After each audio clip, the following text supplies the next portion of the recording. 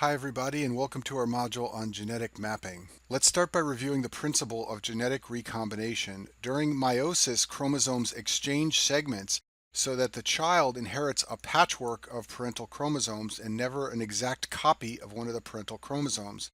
To understand this, let's imagine we have a father and mother with two copies of a chromosome. For example, let's assume this is chromosome number 15 here, and the father has two copies and the mother has two copies. Those chromosomes are going to recombine during meiosis such that child 1 inherits one copy of chromosome 15 from his father and one from his mother, but that chromosome 15 from the father is a mixture of the two chromosome 15s that were present in the father's cells, and the same is true of the mother, and this mixing of genes is called genetic recombination. The next concept we need to explore is what's known as independent assortment. To understand this concept, let's suppose a father has two alleles of his F gene and two alleles of his M gene. Let's suppose that one of his F genes is in a form that we'll call capital F, and the other F gene has a different form which we'll denote as lowercase f. Let's also suppose that he has two versions of the M gene, one is capital M and one is lowercase m. Let's further suppose that F and M are found on different chromosomes. If this is the case, the F and M genes will independently assort. This means that they can independently recombine, and we'll get a 25% chance of each mixture of the F and M genes in a gamete. To make this more clear, let's look at this picture I've drawn on the screen. So we have a father who has chromosomes within the cells of his body. On chromosome 1, he has the F gene, and one of his copies of chromosome 1 has the capital F gene. The other copy of chromosome 1 contains the lowercase f version of the F gene. Similarly, on the father's chromosome 2, he has two copies of the M gene. One is capital M, the other is lowercase m. Because these genes are found on different chromosomes, they will independently assort, and the gametes will be a mixture of all the possibilities. In other words, 25% of the gametes will contain a capital F and a capital M gene, 25% will contain a lowercase f and a lowercase m gene, and then 25% will contain mixtures of a capital and lowercase f or m. Now in that example, the F and M genes were able to independently assort because they were found on different chromosomes. But now let's consider what would happen if the F and M genes were found on the same chromosome. To understand this, let's look at the example I've made on the screen here. Let's assume we have a parent with two copies of chromosome 1 found in the cells of their body. Each copy of chromosome 1 has an F and an M gene. On one version of chromosome 1, there is a capital F and capital M gene. On the other version of chromosome 1, there is a lowercase f and lowercase m gene. What would happen if this parent were to generate gametes? What combinations of the alleles of the F and M gene would they have? Well, it turns out if the F and M genes are very far apart on chromosome 1, then crossover will occur in meiosis to such a degree that you will get the same mixture of combinations of the F and M alleles as if the F and M genes were found on separate chromosomes. In other words, there's a 25% chance that you would create a gamete with a capital F, capital M version of the F and M genes, a 25% chance that you would create a gamete with a capital F lowercase m, and also a 25% chance of the two other combinations. And this is what occurs if the F and M genes are very far apart on chromosome 1. In this situation, we say that there is a 50% chance that the gametes will have a parental version of the F and M genes. In other words, there's a 50% chance that a gamete will have either a capital F, capital M gene, just like we found in the parent, or a lowercase f, lowercase m gene, just like we found in the parent. There is also a 50% chance that the gametes will have what's known as recombinant versions of the F and M gene. In other words, a capital F, lowercase m, this is a mixture of F and M genes that was not found in the parent, or a lowercase f, capital M, another mixture not found in the parent. Now let's consider what would happen if the alleles of the two genes are very close together. In this case, there is very little crossover, and there will be a low occurrence of the recombination genes, capital F, lowercase m, or lowercase f, capital M. At the extreme, you would get what I've shown on the screen here. If F and M genes are very, very close together on chromosome 1, you would get 50% of gametes having a capital F and a capital M, just like you had in the parent, a 50% chance of having a little f, little m, just like you had in the parent, and you would have a 0% chance of getting any of the recombinant chromosomes because no recombination is occurring because the genes are so close together on chromosome 1. The reason there is little crossover and recombination when genes are close together is because of what I've shown on the screen here. Imagine that the A and B genes are very close together. Only a break in this small section of DNA is going to allow them to recombine. Now imagine that the B and C genes are very far apart. There is a huge span of DNA in which any break will allow B and C to recombine. Thus, you are going to get lots more recombination of the B and C genes relative to the amount of recombination you will get of the A and B genes. So now we can define an important term known as recombination frequency. This is the frequency of recombined genes. In the example we went through on the last few slides, this would be gametes with a capital F lowercase m or a little f capital M.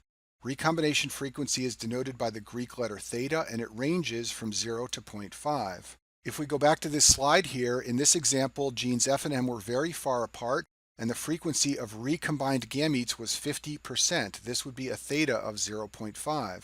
And on this slide, where we considered what would happen if the F and M genes were close together on the same chromosome, there was no occurrence of the recombined genes in the gametes, and therefore this would be an example of theta equal to 0. And a key point here is that the recombination frequency is proportional to the distance between the two genes.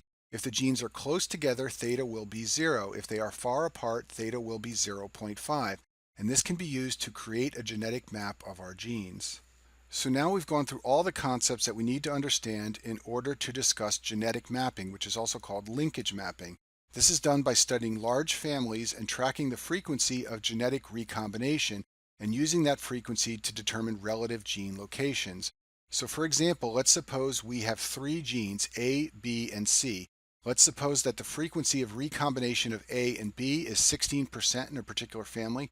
Recombination of A and C is 0.08 or 8%, and recombination of C and B is also 0.08 or 8%. This means that A, C, and B must have relative locations on a chromosome like I've shown at the bottom of the screen here. A and B are so far apart that they generate a recombination frequency that's higher of 0.16.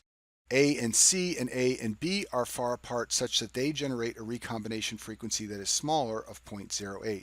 This is called linkage mapping or genetic mapping, and it's used to map our genes. This brings up an important term that we need to discuss, and that is the term linkage. This is the tendency of genes or alleles to transmit together. When alleles are more linked, they display less independent assortment. Genes that are close together that have a theta closer to 0 are said to be tightly linked. Genes that are far apart and have a theta closer to 0.5 are said to be unlinked. I'm going to finish this module by discussing the concept of linkage disequilibrium. This is used to study genes that are very close together. When genes are very close together, recombination events are rare and family studies are impractical. Even if you have a large family, you may never see a recombination event, and therefore you'll never be able to calculate a value for theta. Therefore, the principle of linkage disequilibrium is used to study these types of genes, and this is done by studying large populations, not families. Instead, this is applied to populations of individuals. To understand linkage disequilibrium, let's first talk about linkage equilibrium. And to understand this concept, let's assume there are 2 genes found in a population of individuals. Let's assume gene A exists in 2 polymorphisms. There is a big A allele and a little a allele.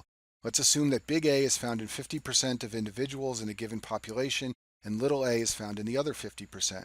Let's also assume that gene B has 2 polymorphisms. It can exist as a capital B or lower B allele. Let's assume big B is found in 90% of individuals and little b in the other 10%. And I've listed these numbers at the top of the screen here to remind you what they are. Once we know the percentage of individuals with each of the different alleles of the A and B genes, we can then determine what the population frequencies should be for mixtures of those different alleles. The frequency of a big A and a big B found together should be 0.5 times 0.9, which is 0.45. Similarly, a little a and a big B together should be 0.5 times 0.9, which is 0.45. And we can go ahead and calculate all the expected frequencies of the mixtures of those alleles. And if this were to be what we actually found in the population, we would say that these 2 genes demonstrate what's known as linkage equilibrium. And just a side note here, don't think that you can apply the Hardy-Weinberg law to these gene frequencies here. The Hardy-Weinberg law is meant to determine the frequency of the same gene with different alleles occurring together.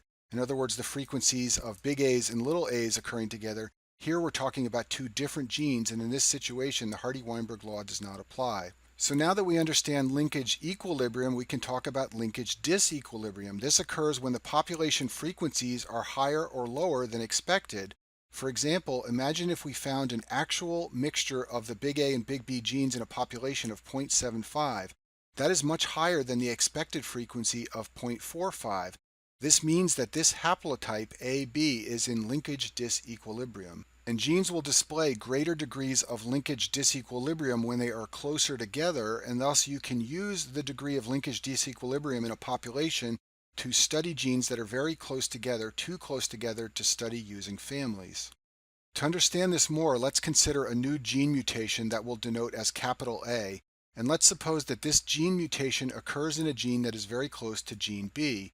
Initially, A and B are going to be transmitted together in a population. They are so close together that they will be transmitted together from one generation to the next. Now, over time, A and B may eventually separate. Random chance may eventually create a break just between A and B so that they separate. The likelihood of these two genes separating depends on their distance apart from one another and the size of the population. In other words, how many generations have had the opportunity to split A and B from one another. The degree of linkage disequilibrium will be greatest when a gene first enters a population, in other words, when the mutation first occurs. In that situation, A and B are going to be right next to each other, and you're not going to find them separated from one another on many occasions. With successive generations, the degree of linkage disequilibrium will fade. In other words, as the population grows, you will see less linkage disequilibrium. It will also fade if the distance between A and B is greater. So I've summarized these points on this slide. Linkage disequilibrium is affected by the genetic distance between two genes and the times the alleles have been present in a population. And a key point here is that different populations can display different degrees of linkage disequilibrium. If a gene has moved through a population of people for a longer period of time, in other words, if that was the population that first developed a mutation, they may display a different degree of linkage disequilibrium compared to another population that developed the mutation at a later point in evolution. And that concludes our module on gene mapping.